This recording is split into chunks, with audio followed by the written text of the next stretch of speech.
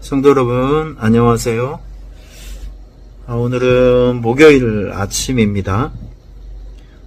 저는 그 포도원 교회 그 아프리카 선교 대회차 이곳을 잠시 이제 방문을 하게 되었는데, 오늘 여기에서 여러분들에게 드리고 싶은 오늘의 말씀, 오늘의 생명의 만나를 하나 소개해 드리도록 하겠습니다. 야고보서 2장 17절 말씀이에요. 야고보서 2장 17절 제가 읽어 드리도록 할게요. 이와 같이 행함이 없는 믿음은 그 자체가 죽은 것이니라.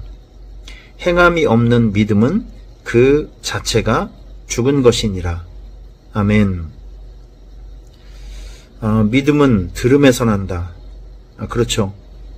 이 복음을 예수 그리스도를 알고 구원의 은혜에 동참하기 위해서는 복음이 무엇인가를 들어야 합니다. 하나님께서 우리에게 말씀을 주셨는데 이 말씀이 우리 안에 지식으로 들어와야 되고 또 우리가 성령으로 들어와야 합니다. 지식으로 들어와서 내가 그것을 알고 깨닫고 이 깨닫는 과정 속에서 성령님의 도우심이 있어야 되는 거죠. 그래서 이 구원의 역사는 단순히 지식적인 사건이 아니에요.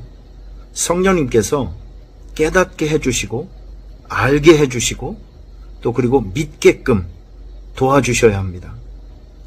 지식인들은 그들이 가지고 있는 그 지식 때문에 이 신앙생활을 논리적으로 이성적으로 자꾸 이렇게 판단을 하고 증명해 내려고 합니다. 그런데 하나님의 세계는 인간의 과학이나 기술로 이제 쉽게 정의 내릴 수 없는 부분들이 많아요. 왜냐하면 하나님의 세계는 인간의 영역보다 훨씬 더 초월적이고 크기 때문에 그렇습니다. 그러니까 인간의 가지고 있는 어떤 산출 방법이라든지 증명해낼 수 있는 과학의 한계를 뛰어넘는 세계가 하나님의 나라이기 때문에 그렇습니다. 자, 여러분, 우리는 수없이 많이 하나님의 말씀을 들어요. 듣고 또 듣습니다. 그런데 하나님의 말씀이 우리 안에 들어와서 지식으로 머물고 있으면 죽은 믿음이 된다는 거예요. 중요한 것은 자동차가 있으면 자동차 껍데기만 가지고 있으면 자동차의 의미가 없죠. 자동차는 엔진도 있고 또 그리고 몸체도 있어야 하지만 기름이 들어가서 엔진에 불이 생기고 동력이 생기면 바퀴가 움직이면서 스피드를 낼 때 그게 자동차의 기능이 이제 우리에게 유익을 주는 것이고, 우리에게 유익을 주는 거예요. 마찬가지로 우리가 이 신앙생활 하면서 하나님의 말씀을 듣는 것으로 끝난다고 하면 복음의 능력이 우리의 삶에서 아무런 효력으로 나타나지 않는 것입니다. 듣는 것도 중요합니다. 듣지 않고 행동하는 거 위험합니다. 하나님의 말씀으로 무장하고 또 그 말씀을 근거로 해서 움직일 때 말씀을 실천해 가기 위해서 세상에 들어가서 말씀을 가지고 살아낼 때 거기에 복음의 능력이 나타나는 거예요. 저는 이번에 이제 우간다에서 오신 또 아프리카에서 오신 많은 제 목사님들과 개인적으로 대화를 나누어 보았습니다. 이분들의 특징이 있어요. 첫째, 전부 어려운 상황에서 목회를 하고 있습니다.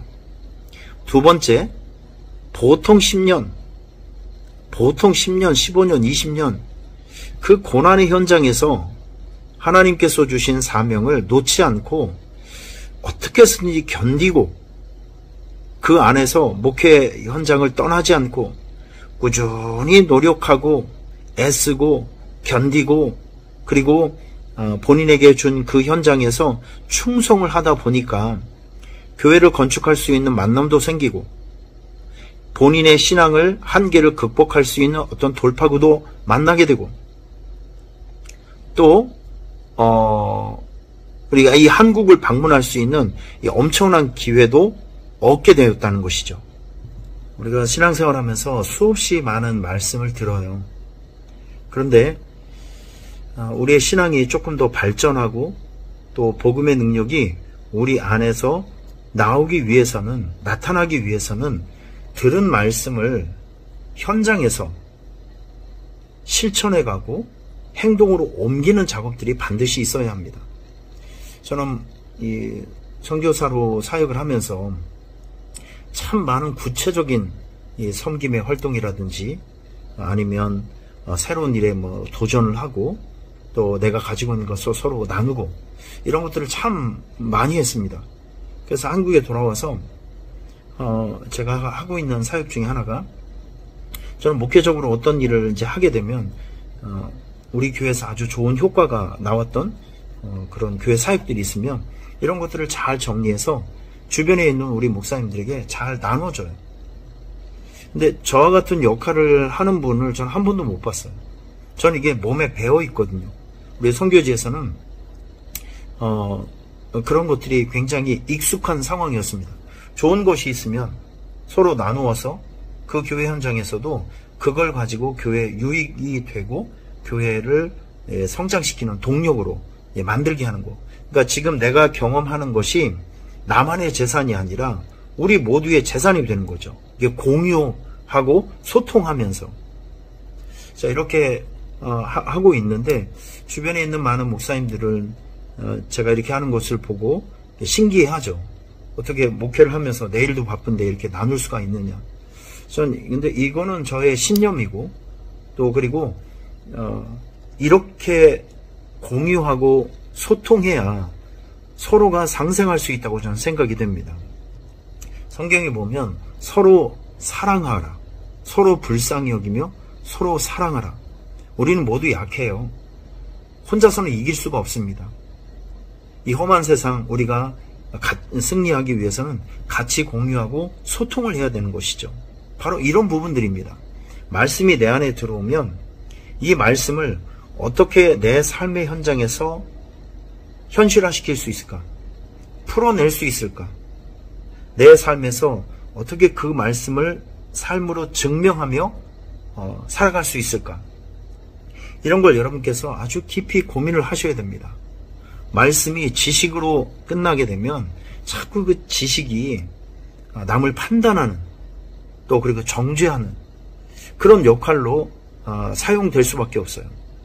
그것보다 더 중요한 것은 말씀이 내 안에 들어오면 그것이 내 삶이 되어야 한다는 것이죠. 말씀이 나를 끌고 가게끔, 그래서 말씀이 나를 기도 현장으로 가면 나도 기도해보고, 말씀이 나를 끌고 가서 내 것을 나누어 주라고 하면 내 것을 나누기도 하고. 여러분, 오늘 이 말씀을 전 여러분들에게 좀 나누어 드리고 싶어요. 행함이 없는 믿음은 그 자체가 죽은 것이다. 성령님께서 마음에 감동을 주시는 것이 있으면 무엇이든지 어떤 것이든지 다음으로 미루지 말고 그 즉시로 그것을 실천해 보세요. 행동하시길 바랍니다. 저는 목회 현장에서 늘 강조하는 것이 우리가 들은 만큼 우리 실천해 보자. 그래서 난 우리 교회를 사도행전적인 교회로 좀 만들고 싶어요. 행동이 있는, 그리고 현장이 있는, 영적 전투가 있는 그런 교회로 만들고 싶습니다. 그런 교회가 생존할 수 있어요. 저는 이번 주부터 우리 성도님들에게 새벽기도 신청서를 좀 받고 있습니다. 여러분, 일주일에 2번, 3번 매일 나오는 것은 힘들지만 그래도 일주일에 2번, 3번은 마음만 정하면 얼마든지 할 수 있어요. 여러분께서 체크를 하시고 교육자들에게 좀 보내주시길 바랍니다. 그래서 40명 이상 우리 교인들이 모여서 실제적으로 기도하라는 말씀을 듣고 기도하는 우리 교회를 좀 만들었으면 좋겠습니다. 행동하는 그런 믿음을 꼭 만들어 주시기를 주님의 이름으로 부탁을 드리겠습니다. 할렐루야. 오늘 이 말씀 붙들고 여러분 삶의 현장에서 행동하는 그리스도인의 삶을 살아가 주시기를 주님의 이름으로 부탁을 드리겠습니다. 할렐루야.